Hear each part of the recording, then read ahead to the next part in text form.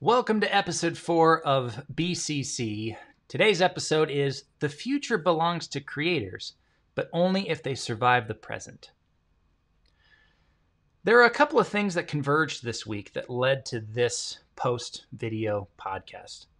An article from David Sachs, a perfectly timed book on positioning, a phone call with a friend I met at Date with Destiny last year, and the reality of needing to figure some stuff out as soon as possible. What we're really talking about today is marketing. If you've been reading my emails or watching these videos or listening to the podcast, or even just following me online for some time now, you've probably noticed that I'm terrible at marketing. I can come with self-described awesome ideas, and I'm killer at execution, bringing those ideas to life. It's part of why I'm a film producer, because I'm good at it. Marketing, on the other hand, is something that has eluded me for over a decade of building stuff for the world and people around me. That's why it was so crazy that all these things converged this week to give me the insight I was looking for on how to move forward and start getting good at marketing. First, the article from David Sachs. Now, links to everything I'm mentioning today are below or in the show notes. Now, David Sachs in his article talks about the importance of what he calls movement marketing. Here's a quote. If you want to understand how Tesla can become the most valuable car company in the world without needing to spend a dime on advertising, while its competitors futilely buy Super Bowl ads, or why 170,000 people pilgrimage annually to Dreamforce for the opportunity to be sold Salesforce products, the answer is that the founders of these companies have created a movement. Obviously, it couldn't happen if they didn't also make great products, but marketing is the amplifier of all their other efforts. If sales is like hand-to-hand combat, great marketing is like having an air force. It was his list that followed his statement. So, end quote there. It was his list that followed this statement on how to do movement marketing that really opened my eyes. Here it is in a nutshell. Define a larger cause. Articulate the problem better than anyone else. Attack the status quo. Define a category, build the right team, use grassroots customer testimony, release news in lightning strikes, not dribs and drabs, organize events to focus attention, nurture your community, pick noble fights, strive for a large tent, work with press and influencers in the right way, stay grounded, and there you go. Now, just to touch on the first few, you and your company, in order to create a movement, you need to have an opinion, to be fighting for a cause, to be willing to go to battle against the status quo and enlist others to join you. That's a very different picture of marketing than post to social media 4 times a day. While I'm still working on what those things are for my companies, I can easily see how some of my favorite companies are extremely good at movement marketing.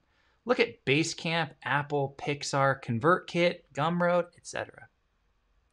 Now here's the second thing that converged this week, a book on positioning. April Dunford wrote an amazing book on positioning that showed up in my Twitter timeline earlier this week. Ramit Sethi posted about it. I immediately got the app or downloaded the book and started reading. And that's when the fun started, because April, the author, she responded to my tweets and then engaged and then followed me as I was reading her book. So why this weird series of humble brag flexes? Well, to show movement or earned marketing in real time. Ramit Sethi promoted April's book because of an existing relationship, and Ramit had already earned my trust over the years of following him and reading his book, so I took his recommendation seriously. Then April saw that there was an opportunity to engage with a new customer, and she took it. That resulted in a great conversation and a new follower for both of us.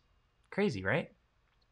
Marketing is really that easy, but sometimes we see it as this big thing that's hard to wrap our heads around. At least that was my experience. So lastly, the conversation that brought it all together. I chatted with a friend this week who I haven't spoken with for a few months. This summer really got away from both of us, it seems. I wonder why. We tend to just update each other on what we're doing, and it was crazy because as I was explaining all the things I'm working on, she was so positive and reinforcing the work I'm putting in. And then she said this: artists are really struggling right now at the exact time we need them most. It made me think of this phrase that ConvertKit, the company who makes the product I'm using to write the emails that this newsletter is based on, it's something they use in their marketing and even their podcast that they started this year, called "The Future Belongs to Creators." They even own the domain. So that's one of their movement statements that guide their business. What I realized, though, was that in that statement was an opportunity for the two businesses that I'm building, Craftsman Creative and this Benchmark app. The future belongs to creatives, but only if they survive the present. We need creators and artists more now than ever. I wrote it before, that when the pandemic shut down the world, we all turned to the artists. First, it was the at-home concerts by people like John Legend and Chris Martin. Then the late-night show hosts figured out how to deliver their entertainment from their homes. It spread from those individuals to the companies that employ them and distribute their content. Movies are being released directly to the consumer at home for tens of millions of dollars in revenue.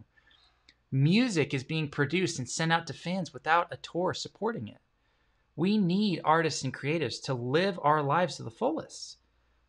But with as crazy as things are this year, many creatives and small business owners are struggling to survive. That's the reality that's driving everything I'm working on right now, helping people like you build strong, resilient, profitable businesses to support your art and your work. So here's the lesson from this week. What I've really taken away from this week is that when we're super focused on a single outcome, for me, figuring out marketing, the universe, I'd typically say God, provides exactly what we need because we're putting in the work. I hope this week's video and podcast episode is helpful. Check out the blog post from David Sachs and the book from April, and let me know what you're working on right now so I can see if I can help in any way. Those links are below and in the show notes.